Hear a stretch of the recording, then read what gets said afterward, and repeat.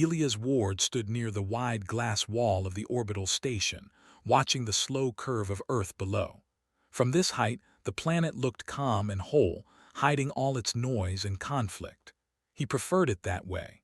Order was easier when emotion stayed far away. Behind him, the Interstellar Trade Summit moved like a living machine. Delegates from dozens of worlds spoke in controlled voices, surrounded by guards and translators. Deals were being made that would decide the future of entire species. Elias owned the company hosting the summit, Ward Stellar Industries, the largest human megacorporation in known space. His name carried more weight than most governments. To them, he was a weapon wrapped in a suit. Elias turned away from the glass and stepped into the main hall. Music played softly, designed to calm species with very different senses. Drones floated above, serving drinks and recording every public moment for history feeds. That was when he noticed her. She moved carefully between tables, carrying a tray with steady hands. Her skin was a soft silver blue, smooth and faintly glowing under the lights. Long, dark eyes reflected the colors of the room, always lowered, never meeting anyone's gaze for long.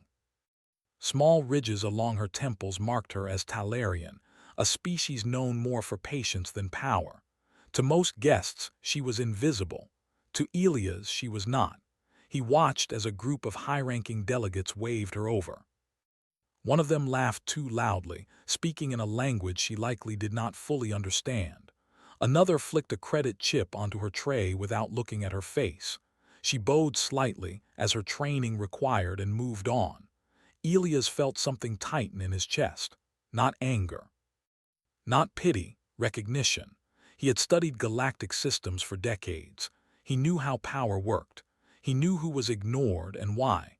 And he knew that those ignored often saw more than anyone else. He followed her path with his eyes as she moved toward a quiet service corridor. Without drawing attention, he stepped away from the main hall and walked after her. Lurie reached the corridor and let out a slow breath she did not realize she had been holding. Her shift had barely started, and already her muscles ached from tension. The summit paid well, but it also reminded her of her place in the galaxy. Serve quietly. Do not stand out. Be grateful you are allowed here. She adjusted her uniform and turned, then froze. A human man stood a few steps away. Tall, broad-shouldered, dressed in a simple dark suit that somehow felt heavier than armor. His eyes were sharp, gray, and focused fully on her. She recognized him at once. Elia's ward. Her heart raced. She bowed quickly, lowering her head. "I apologize if I made an error, sir," she said in careful, basic galactic common. "You didn't," Elias replied. His voice was calm, controlled, but not unkind. "You're Lurie," he said. She blinked in surprise. "Yes, sir." "You're Talarian." "Yes, sir." "You work 3 shifts to send credits back to your homeworld," he continued. "Your people are still paying off reconstruction debt from a war you didn't start." Lurie's fingers tightened around the tray. That information was not public, at least not easily. "Yes," she whispered. Elias studied her face, noting how she tried to hide fear behind politeness. He had seen this reaction before, many times. People expected him to demand something, or threaten, or dismiss them. Instead, he asked a question no one had ever asked her. "Would you be my wife for a single day?" The words hung in the air, heavy and unreal. Lurie stared at him, certain she had misunderstood. "Sir, I do not think that is appropriate humor." "I'm not joking," Elias said. Her mind raced. Humans were strange, but not this strange. This had to be a trap, a test, or worse. "I am a waitress," she said quietly. "I am not of status, I cannot." "That's exactly why I asked you," he replied. She shook her head. "I cannot accept something like that. It would cause offense. It would harm my employer. It would." "It would be legal," Elias said. "Under human corporate and civil law," she hesitated. "I would never ask you to do anything against your will," he continued. "You would be protected, paid, and free to refuse." "Why?" she asked, finally lifting her eyes to meet his. For the first time, she saw something beneath the controlled surface. not emotion but intent. Because for one day, he said, I need someone the galaxy refuses to see. Silence filled the corridor. Distant music drifted in, unreal and far away. Lurie's thoughts turned to her homeworld, to her parents, working land that barely produced enough food, to children who studied by broken lights, dreaming of leaving, to contracts written in languages they were never taught, locking them into debt forever.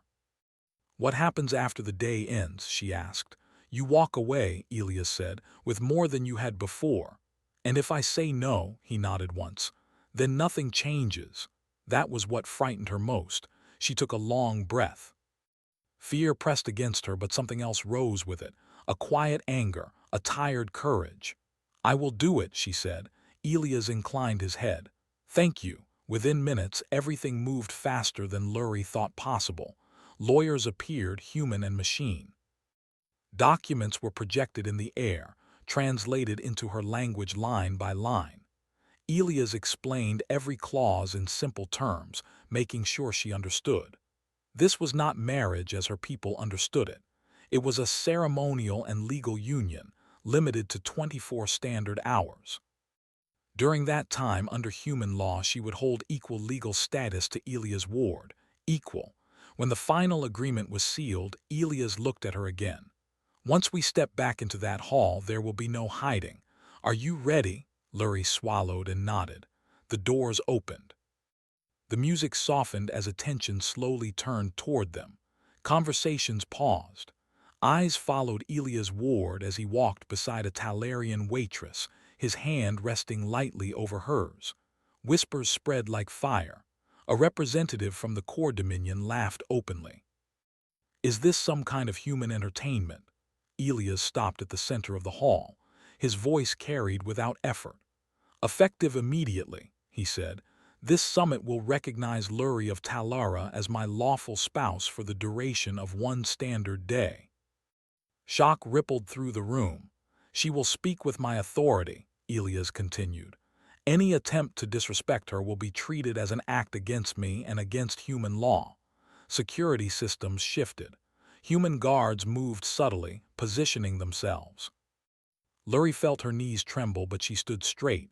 The galaxy was staring at her. The ceremony itself was simple, human by design. Words spoken aloud, witnesses recorded. No crowns, no chains, just choice. When it was done, the legal symbol appeared above them both, glowing softly. Equal status confirmed. Lurie felt something strange settle over her. Not power exactly, safety. As they moved to the main table, Elias leaned slightly toward her. You don't have to speak unless you want to, she nodded, grateful. But as the hours passed, she listened. She watched. She began to see patterns she had lived under all her life, now laid bare in polite language and smiling threats. Trade routes that avoided her people's space. Fees added without explanation. Temporary measures that had lasted generations. A delegate spoke about efficiency, about necessary sacrifices. Lurie felt her hands clench. Elias noticed. If you wish, he said quietly, now would be the time. Her heart pounded. Every instinct told her to stay silent. To survive by being small, she stood, the room stilled. My people, she began, her voice shaking but clear, have followed every rule you set. We paid every fee. We signed every contract you placed before us. And still we starve. Some shifted uncomfortably. You call it trade, she continued, but you write the laws so only you can win. A core delegate sneered. You are out of your place. Elias did not speak. Lurie lifted her chin. No, for once I am exactly where I belong. The word surprised even her. Silence followed, not the comfortable kind. Data screens flickered as human systems began cross-referencing her statements in real time. Elias finally spoke. Proceed. The day had only begun. And the galaxy would never forget it. The hall did not return to normal after Lurie spoke. Conversation stayed low, careful, as if the air itself was listening. Delegates who had laughed before now watched the human security teams with new attention. The glowing legal symbol above Elias and Lurie remained steady, a quiet reminder that something rare and dangerous had been created. Lurie sat beside Elias at the central table. Her hands rested in her lap, fingers still tense. She had not planned to speak. The words had risen on their own, carried by years of silence. Now that they were out, she felt exposed, like a light had been turned on inside her. "You did well," Elias said softly. She looked at him, unsure. "I may have caused trouble." "That was the point," he replied. Across the table, a representative from the Varn Collective adjusted his robes. "Chairman Ward," he said, forcing a smile, "surely this arrangement is symbolic. We cannot seriously reopen settled trade agreements based on emotional testimony." Elias leaned back. "You misunderstand," he said calmly. "We are not reopening them, we are reviewing them." A ripple of unease moved through the room. Screens rose from the table, projecting data streams. Human analysts, both organic and artificial, worked in perfect silence. Contracts appeared, highlighted in shifting colors, clauses marked in red, timelines stretched across decades. Lurie stared. She recognized those numbers, those roots, those penalties. "How did you get this?" asked a delegate from the Selathi Union. "Public records," Elias said. "Collected over time. No one bothered to hide them. You assumed no one would connect them." He turned slightly toward Lurie. "Tell them what happens when a Talarian shipment arrives late." Lurie hesitated, then spoke. "We are fined triple the cargo's value. The fine increases if we contest it. If we cannot pay, our docking rights are suspended." "And if a dominant species arrives late?" Elias asked. "No penalty," she said. "They cite logistical variance." Murmurs filled the hall. A core Dominion leader rose to his feet. "This is human interference," he growled. "You use one fragile worker to shame us." Lurie flinched, but Elias stood as well. He did not raise his voice. "She is not fragile," he said. "She is informed, and she is protected." Human guards stepped closer, not aggressive, simply present. The core leader hesitated, then sat back down. As the hours passed, Elias guided the discussion, but he did not dominate it. Instead, he asked questions. He let Lurie answer when she could. When she did not know, human systems filled the gaps. Together, they painted a clear picture of exploitation that had been hidden behind polite language. At first, Lurie spoke softly, but with each question her voice steadied. She realized something important. She was not guessing. She was not accusing without proof.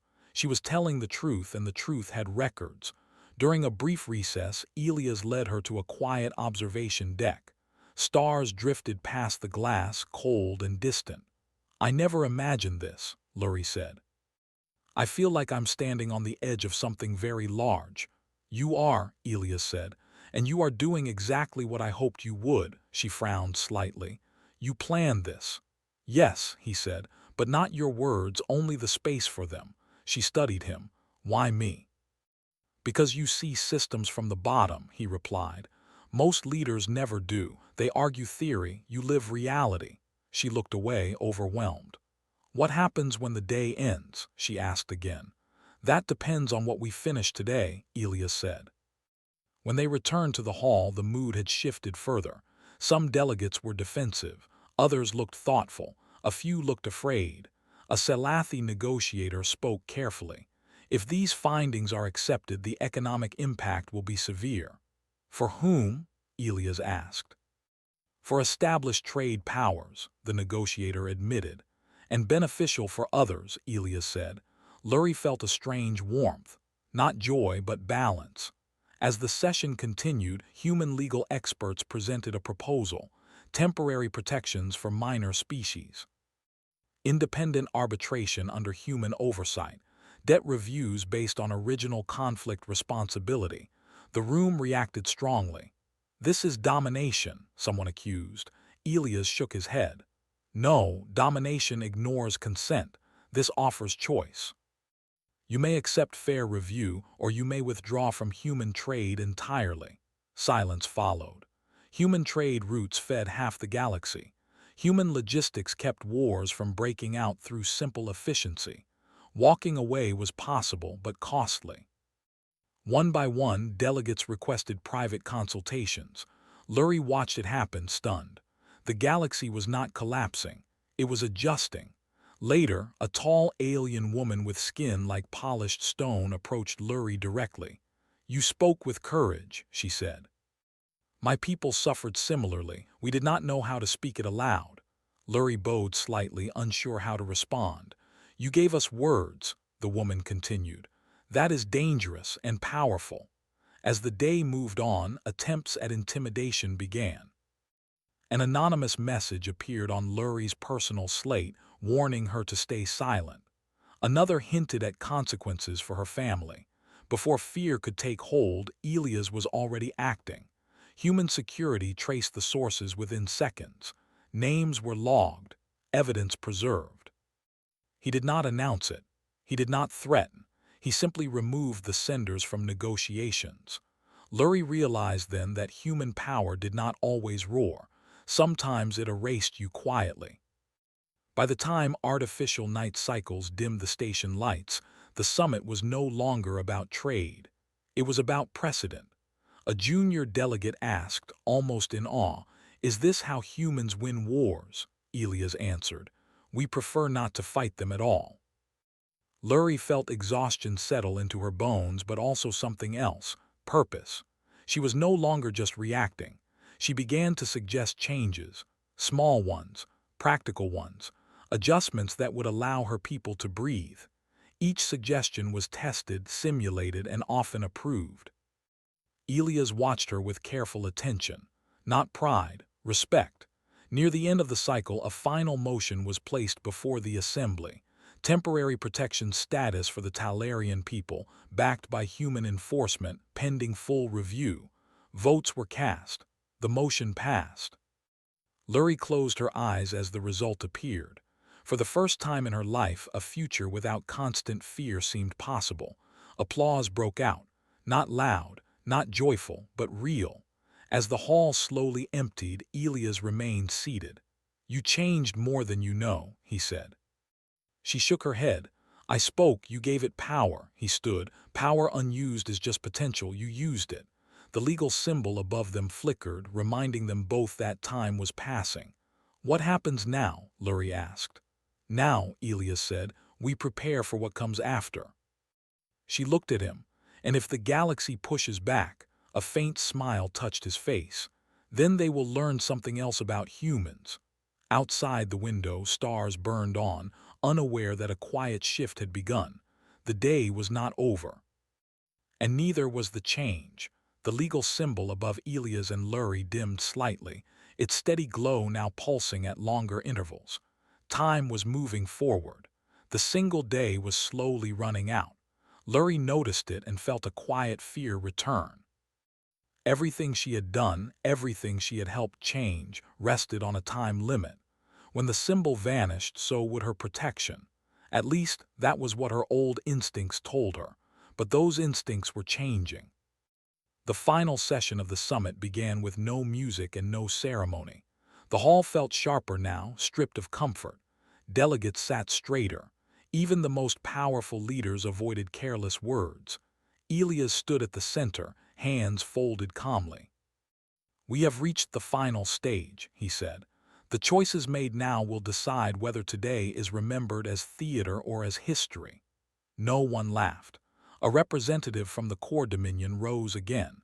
His voice was controlled, but tension showed in his posture. "You have disrupted balance," he said. "If these protections stand, others will demand the same."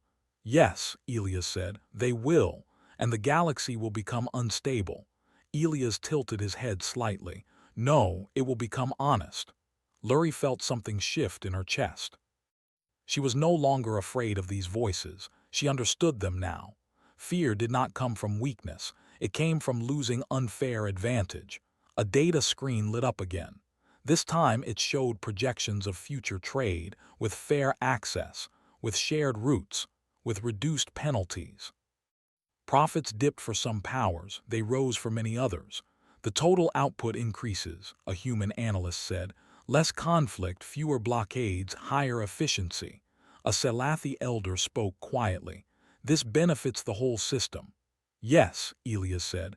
That is why humans support it. A long silence followed. Then one by one confirmations appeared. More species agreed to the framework. Not all, but enough. The galaxy was choosing adaptation over resistance. Lurie felt lightheaded. She remembered long nights counting credits, knowing they would never be enough. She remembered elders teaching children to lower their eyes when dealing with larger species.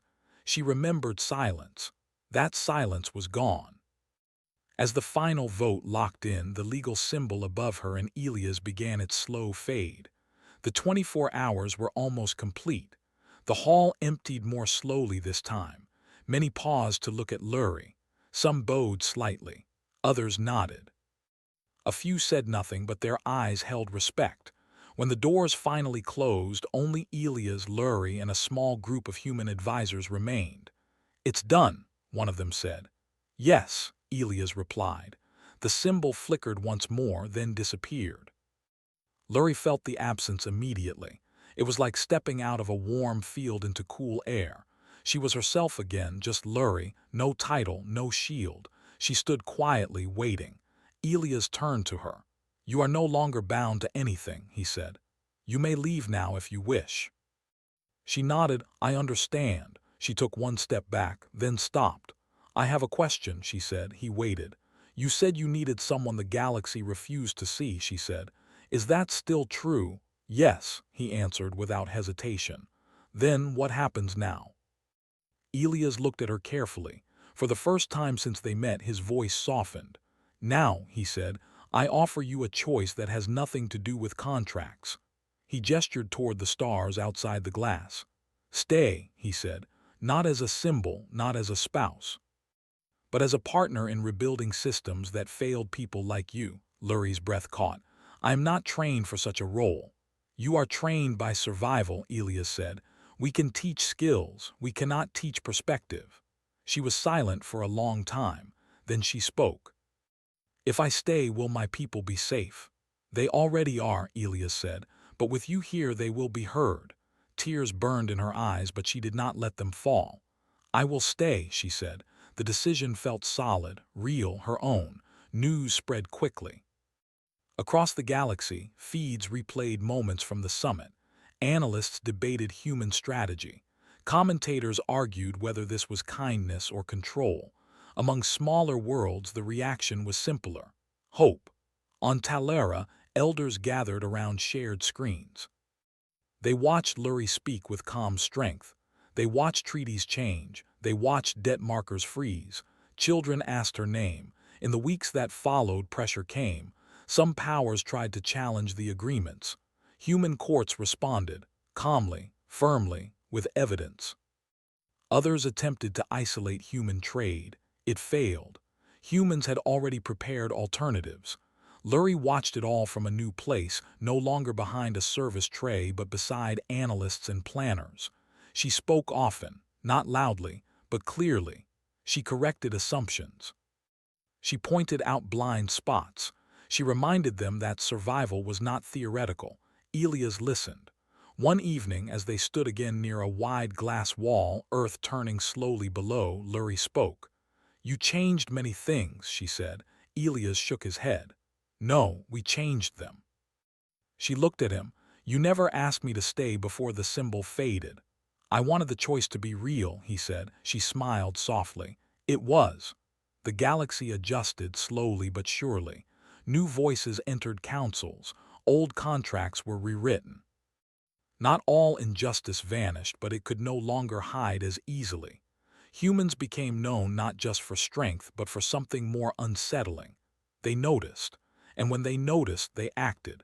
As for Lurie, she was no longer invisible. But more importantly, she made sure others were seen too. And somewhere in the quiet spaces between stars, the galaxy learned a lesson it would never forget. Humans did not rule by force alone. They ruled by choosing who mattered.